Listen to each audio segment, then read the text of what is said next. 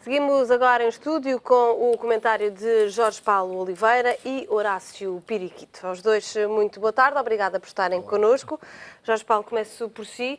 Temos novos desenvolvimentos em relação à Grécia, todos os dias há sempre aqui uma novidade. Ontem o primeiro-ministro grego enviou uma carta aos presidentes das três instituições a dar conta de que estaria disposto a aceitar esta proposta feita pelos criadores na passada sexta-feira, com algumas atualizações face à proposta inicial.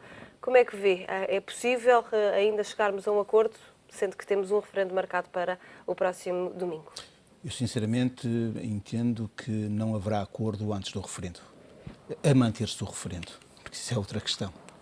Nem vejo como é que o Eurogrupo possa chegar a um acordo com a manutenção desse ato referendário na Grécia. Sinceramente, também não sei se esta proposta que a Grécia enviou aos parceiros internacionais também será uma proposta definitiva, porque, como já nos apercebemos, o governo grego é muito inconstante nas negociações.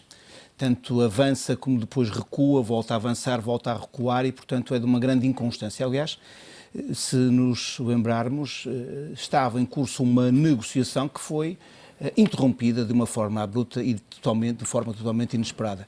E por isso eu não sei, sinceramente, se esta proposta é para levar a sério. Eu gostaria que fosse, naturalmente, gostaria que fosse uma proposta para levar a sério e que fosse uma proposta definitiva e que sobre ela pudesse recair um acordo por parte dos parceiros. Mas, sinceramente, julgo que não acontecerá até domingo, a manter-se o referendo como eu referi, e também não tenho a certeza de que seja uma proposta para levar a sério. Horácio Piriquito, temos agora a informação de que Alexis Tsipras vai falar dentro de alguns minutos ao país. O que é que pode Alexis Tsipras, o primeiro-ministro grego, ter para dizer? Poderá estar aqui o cancelamento deste referendo para o próximo domingo?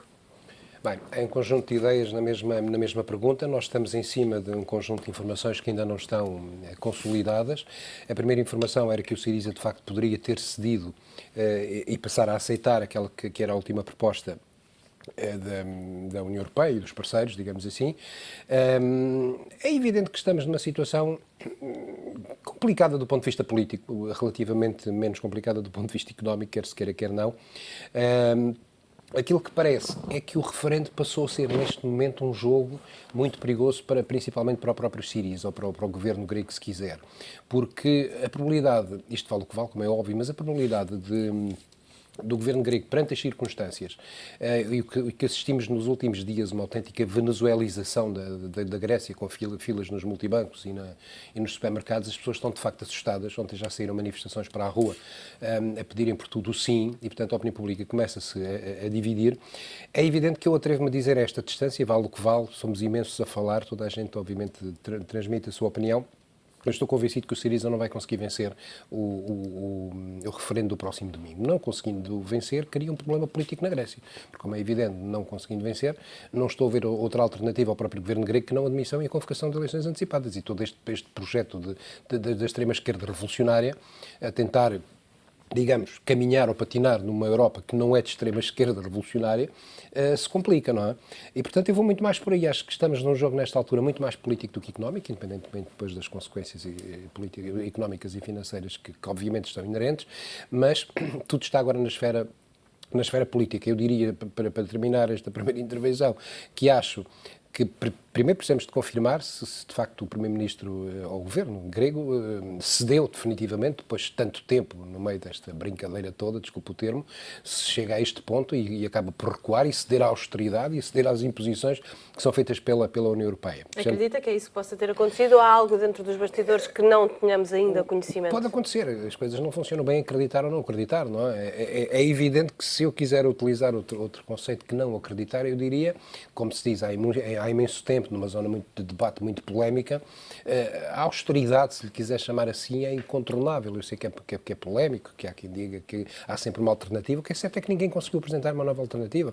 Não conseguiu apresentar o presidente francês Hollande na altura em que foi eleito, começamos a Apresentaram, não conseguiram seguir em frente com essa alternativa.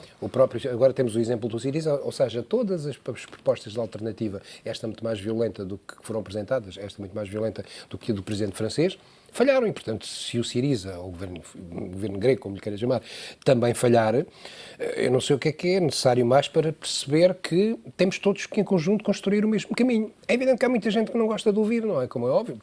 Mas isso faz parte da democracia, cada um tem a sua ideia, a sua opinião. A minha é que, de facto, o trabalho que foi feito em Portugal, em Espanha, em Itália ou na Irlanda, aparentemente correu bem, custou imenso a todos nós, ninguém estava a favor, ninguém gostou da austeridade, todos nós sofremos, e não foi pouco, mas o que é certo é que finalmente notam-se alguns resultados e é numa altura destas, em que até a própria Grécia começava a ter resultados positivos dos últimos anos económicos e o Syriza deitou tudo a perder. Neste momento os indicadores que estavam todos a melhorar estão todos a pique, com um descrédito impressionante da Grécia nos mercados internacionais e que um próximo governo grego vai ter que recompor de novo e aí com certeza contar com as autoridades europeias.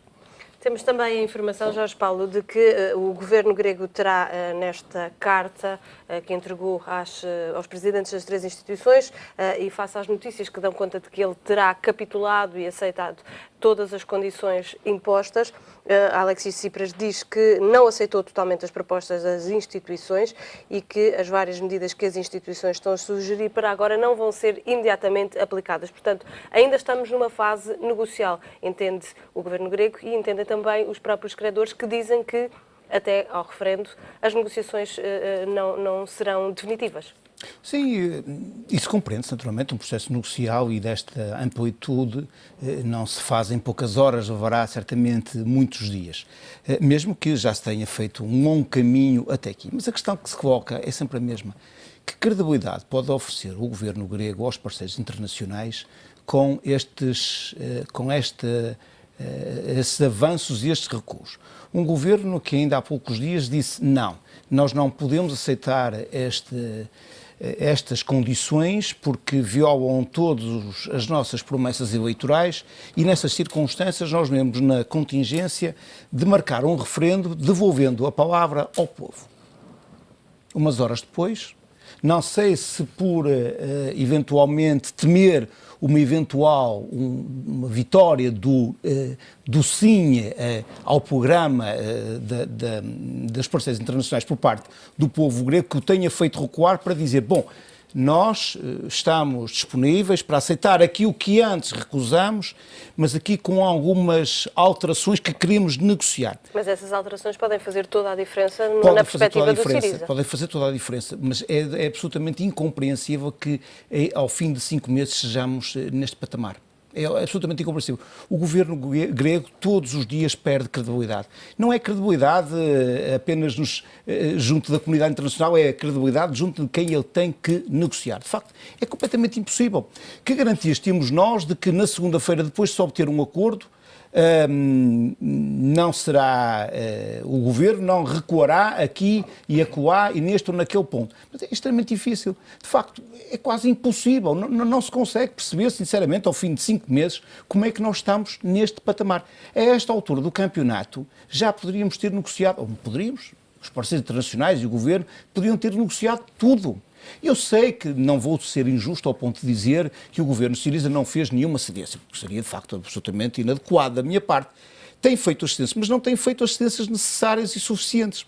E há aqui uma questão que me parece que é absolutamente crucial e que julgo que esta mensagem tem necessariamente que passar. A questão da austeridade e do crescimento, a austeridade não é algo que se queira, que se imponha, é de facto uma necessidade. Isso é como qualquer coisa, algo que se passa nas nossas vidas. Se eu ganho 100, tenho despesas de 120, só tenho 2 alternativas. Ou passo a ganhar 120, mas isso não resulta apenas da minha vontade, eu não posso chegar a ver da minha entidade patronal e digo, olha, eu quero receber mais 20. Portanto, o único caminho que eu tenho muitas vezes será mesmo recuar para 10 e recuar para 15 e mais tarde recuar para 20. E aqui estamos a falar da austeridade.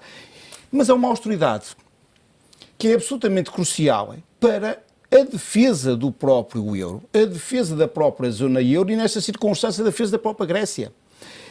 Não é possível ter uma moeda e manter uma união económica e monetária se, de facto, alguns dos países não cumprirem com as regras que são absolutamente cruciais para a existência dessa mesma união. E, portanto, estas medidas, por vezes, fica-se com a sensação de que os parceiros internacionais estão a impor medidas que são duras, sim, sem sombra de dúvidas, mas que são punitivas, o que não é verdade. São para a defesa da própria moeda, da zona e, em última instância, naturalmente, da defesa também da própria Grécia e do povo grego. Se me permite, acho que há aqui um aspecto que é mais político, repito, este ambiente tornou-se muito mais político e que é importante. Todos nós, enfim, percebemos que o Syriza, quando chegou ao poder, tinha os seus objetivos. E um dos objetivos era conseguir alastrar pela Europa toda a sua filosofia de base. Por isso emergiu imediatamente o Podemos em Espanha. O que se passa nesta altura é que quer contemos os 28 países da União Europeia ou os 19 países do Eurogrupo, a Grécia está isolada, não conseguiu, desculpe o termo, regimentar, se quiser, um único país. E, portanto, isso para eles já a partida é uma derrota, porque eles disseram-no claramente, não, isto tem que ser alargado. Sim, estavam convictos que iam gerar uma onda de solidariedade em alguns países. Provavelmente não vai ganhar, independentemente de ter vencido algumas câmaras em Espanha. Em Portugal não se vê hipótese disso acontecer, apesar do posicionamento do líder da oposição para o Syriza da altura, parece-me que já recuou e, portanto, percebe-se que tem que se afastar deste terreno, digamos assim. Portanto, nesta altura o Syriza está sozinho do ponto de vista político, digamos, é um elefante de extrema esquerda, elefante entre aspas, a caminhar numa loja de porcelana que é a União Europeia e conforme se move, tenta partir a louça toda, mas não consegue, porque as prateleiras estão duras e, de facto, as porcelanas estão muito bem protegidas, não é? Isto há muitas voltas, naturalmente, na política, mas eu, sinceramente, sou convencido que o Syriza tem os dias contados. Somos dois. Os dias contados. Somos dois, não passa de menos. Acredita que a haver um referendo será a vitória do sim? Eu estou convicto que será a vitória do sim. Eu Eu sei que as últimas sondagens não apontavam nesse sentido, mas eu julgo que até domingo a vitória será do sim. Sim, e julgo que o Syriza, eu diria mesmo, o Syriza mesmo que vença o não, os sacrifícios que vai impor ao povo grego necessariamente por força da saída não programada da zona euro, levará a que o Syriza tenha os dias contados. Não é? Sim. Vamos conhecer certamente mais sondagens ao longo do dia para saber o que é que poderá acontecer no referendo marcado, se este vier mesmo a acontecer, para o próximo domingo. Eu sugeria que passássemos ao segundo tema, até haver mais novidades sobre a Grécia. O segundo tema de hoje, que é precisamente uma das manchetes do Económico: o Estado encaixa 3,3 milhões no combate à fraude e evasões fiscais. São boas notícias, Horácio? São, claro que sim. Tudo o que seja combate à fuga e evasão fiscal, eu diria que é uma opção nossa e um objetivo de todos os governos desde há muitos anos, e é uma forma de começarmos a resolver com alguma tranquilidade, diria, os nossos problemas, porque esse era de facto um dos nossos grandes problemas estruturais.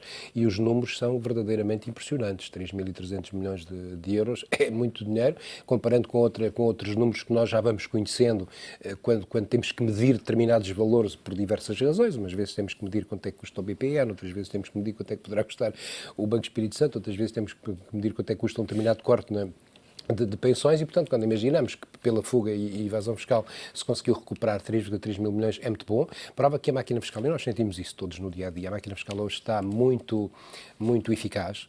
Hoje já não é permitido, já não se consegue fazer em determinado tipo de fugas e evasões fiscais que se faziam há uns anos atrás. A informatização do sistema quase que impossibilita, hoje com franqueza, já nem se chama fuga e evasão fiscal, independentemente de existirem. Hoje o mais que se consegue chamar é otimização fiscal. Hoje o que as empresas, as pessoas podem fazer é otimização fiscal. Agora, fuga e evasão fiscal, claro que poderá sempre haver ao nível, por exemplo, do IVA, quando é prestado um serviço particular e que se diz, quer com o IVA, quer sem IVA, isto depois exponenciado pela economia, isso é muito difícil, obviamente, de controlar, portanto, a fuga e evasão fiscal nunca tende para zero. Ou melhor, vai tendendo para zero, mas nunca chega a zero. E, portanto, eu acho que é uma excelente notícia. Não estava à espera que a máquina fiscal fosse tão rápida, a ser tão eficiente, e isso eu penso que tem que se parabenizar as pessoas responsáveis por este projeto. E estamos a falar de um combate à fraude e evasão fiscal a que nível, Jorge Paulo? Será, sobretudo, no que toca aos cidadãos e pequenas empresas, ou as grandes empresas, as grandes fugas que poderão existir, também estão aqui englobadas? Este é o resultado da conjugação de diversos fatores. Permita-me apenas dar aqui uma pequena nota de que os resultados da ação governativa e da respectiva autoridade tributária naquilo que é o combate à economia, daquilo que é a fuga fiscal, evasão fiscal, fraude e evasão fiscal, tem vindo, é bom também que se diga, tinha vindo a melhorar nos últimos anos. Já, para sermos corretos, é importante dizer que estas melhorias têm vindo a acontecer já desde o anterior governo. Portanto, desde 2011 nós tínhamos vindo a assistir a uma melhoria nos resultados finais por parte das entidades. Mas dizia eu que isto é o resultado de uma conjugação de fatores. Naturalmente que há aqui a introdução, a fuga a fiscal ocorre a todos os níveis e a todos os patamares. Eu julgo que tem, naturalmente, desde da pequena e média empresa, da microempresa, da pequena e média empresa à grande empresa. Há fuga, naturalmente, há evasão fiscal e, portanto, não tenho dados para poder quantificar em qual ocorrerá, mas é bom notar que destes 3,3 mil milhões de euros, por exemplo, a economia paralela, que é onde estão as pequenas, as micros, e às vezes nem existem enquanto tais, porque de facto nem estão declaradas, estamos a falar de qualquer coisa como 760 milhões de euros. O montante suficiente para devolver, seria devolver a sobretaxa de IRS 3,5%, naturalmente, no ano de 2016. Isto se este ano se verificar o mesmo valor. Isto se este ano se verificar o mesmo valor, isto é, exatamente se nós conseguirmos arrecadar uma receita desse montante superior àquela que já está prevista em termos de IRS e de IVA no orçamento de 2015. E o que eu gostaria aqui de acrescentar, aqui uma pequena nota, era o seguinte, dizia eu que era uma conjugação de fatores. Há fatores, naturalmente, que há uma intensificação daquilo que é a atividade inspectiva por parte da autoridade tributária. Há, naturalmente, um acelerar também daquilo que são as cobranças coercivas, declaradamente. Mas há também outros mecanismos, nomeadamente as questões eletrónicas e a e-fatura, e, portanto, isso são mecanismos, ou seja, novas tecnologias que são disponibilizadas e que são utilizadas. Incentivaram o pedido de faturas por parte dos cidadãos. E é aqui que eu queria chegar. E há aqui, claramente, também, eu julgo que há, claramente, uma mudança cultural dos portugueses. Os portugueses, julgo eu, que começam a interiorizar que exigir a emissão de uma fatura e de um recibo pode significar, no futuro, menos impostos. Porque quantos mais nós pagarmos, haverá possibilidade de redução no futuro desse imposto. Eu julgo que esta cultura se começa a instalar no contribuinte português, o que seria ótimo. Naturalmente que contribuiu também aqui uma coisa chamada o leilão, ou o sorteio das viaturas, que naturalmente foi um estímulo muito grande para que as pessoas pedissem faturas e pedissem o respectivo recibo. Chegámos ao limite do nosso tempo. Horácio Piriquito e Jorge Paulo Oliveira, muito obrigada pela vossa presença aqui nesta edição das 12.